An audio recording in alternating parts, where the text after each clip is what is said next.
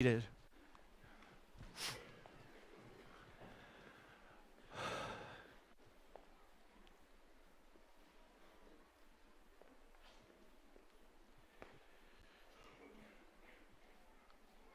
Mary.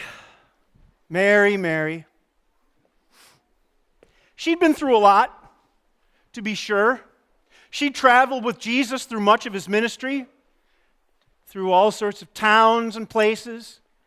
She'd struggled together with the other disciples. And then in this past week, she'd seen him ride triumphantly into Jerusalem. She'd seen him tried unjustly. She'd seen Jesus beaten, scourged, crucified, and died, and put in the tomb. It's a lot to take in a week. Because you can imagine that she had completely devoted her life to this mission, to this ministry, and all of a sudden, literally overnight, from Friday into Saturday and then into Sunday, literally overnight, it seems to have all disappeared, completely evaporated. And then she thinks, as she's in the tomb, she's seen angels, she's seen disciples running, the one that Jesus loved, and then poor, slow Peter. She'd seen it all. Angels even talked to her. Again, what a week. And then she thinks probably one of the most interesting things in the entire Bible.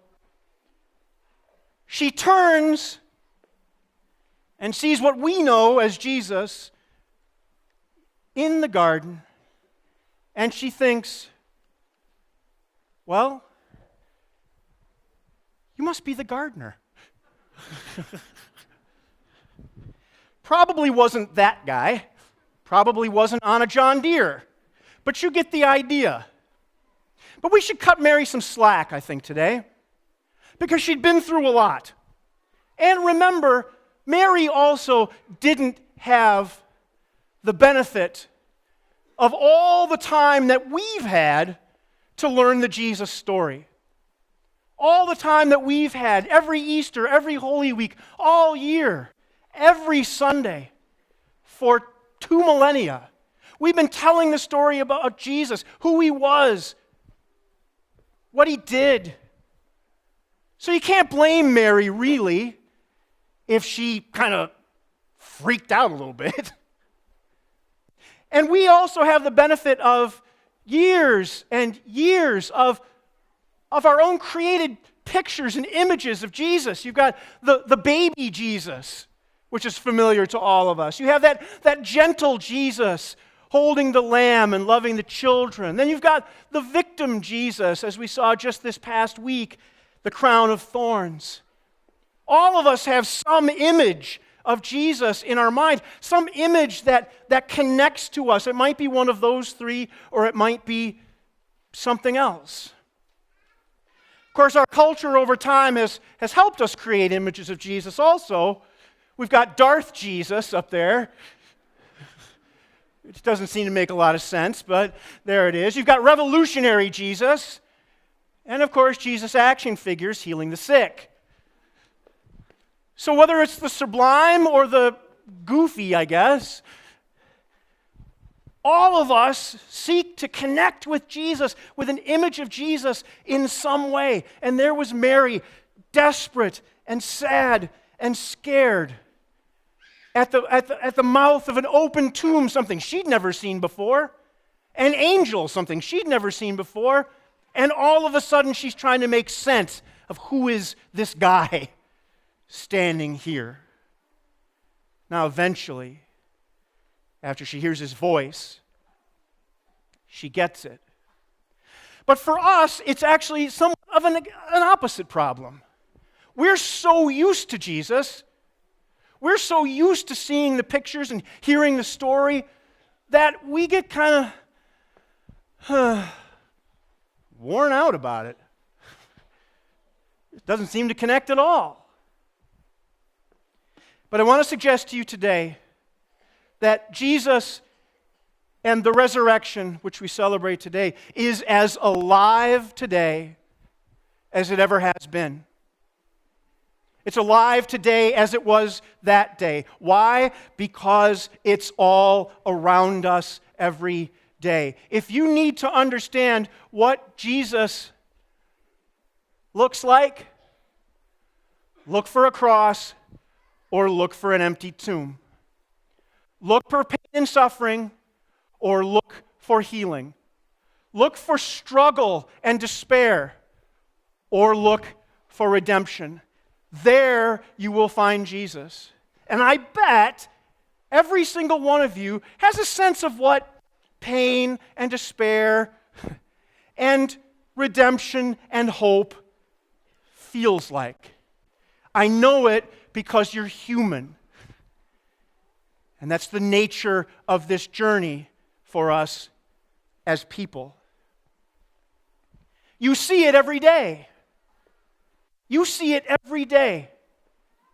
In the kid who's getting bullied at school, who feels like they're on the cross themselves, who feels like there's nowhere to turn, I can never get away from the bully, to the other students or teacher, whomever it might be, that says, stop it, to the bully, and frees the child to what is literally new life. You see it in people who perhaps volunteer for hospice. They don't know the particular person who's struggling or dying. They don't know their family, and yet they're willing to sit by the bedside and hold their hand as long as it takes. And whether that person is delivered and healed physically, or that healing comes through death and resurrection as Jesus did, that is a holy thing. And there is Jesus. More simply, it might be a broken relationship in your life with a parent, a spouse, a coworker, somebody, a child. There might be a relationship that you think is simply just not going to be healed. And it's being crucified every day.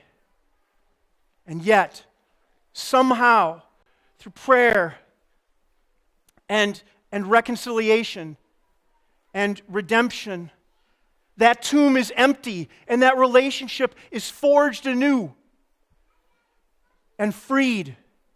Just as it says in the words that we read at the beginning of this service, our faith, Mary's faith, the disciples' faith, our faith is about the same thing, no matter how many years it's been. We preach Christ crucified. And we know that God gets the last word. We know that God says, out of death, any death, the little deaths in life or the large ones, actual deaths or the ones that just seem like it, are delivered by God's grace through Christ. So we can have hope. So when it gets the nastiest, when it gets the ugliest, we can say, no, we're not giving up. Because Christ is there for us. Let me give you one more example of what it looks like. And then I'll get on to the second of 8 parts of this sermon. Why are you laughing? Right when I first got here, I was sitting in my office one day, and out of the office window, I could hear a smash, a bang. And you know that smash of cars hitting each other, it's a very singular kind of sound, right? That's what I heard.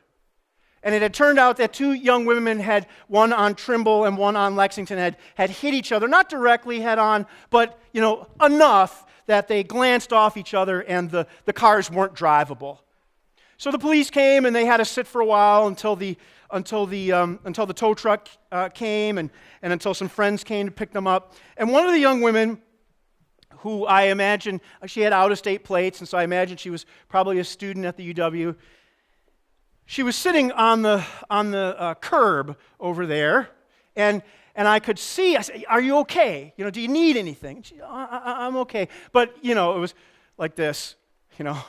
with her phone. The hand was shaking. She was, the breath was a little sped up. She was flushed. You could see, I don't know if it was her first accident, it was probably her first one that was this serious.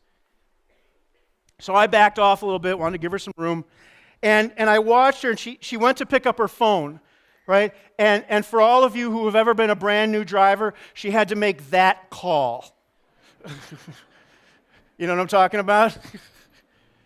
So she goes to dial, right? And as I remember, she goes to dial, and she picks up the phone like this, and she says, "Daddy." You made that call, anybody? Daddy?